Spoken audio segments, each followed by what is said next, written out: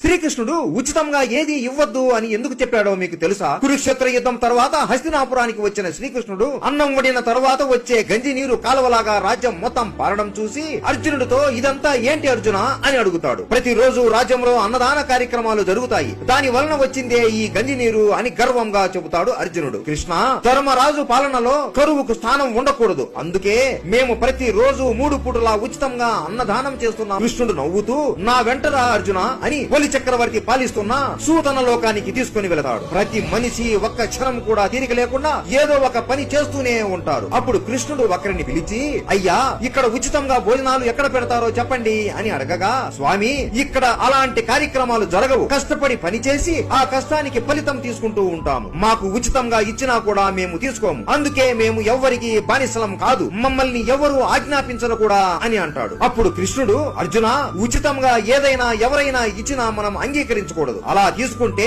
వాళ్ళ ముందు మనం తల దించినట్లే అని అర్థం. ఒక రాజ్యం బాగుపడాలి అంటే ఇలా ఉచితంగా ఏది ఇవ్వకూడదు అని అంటాడు. జై శ్రీకృష్ణ.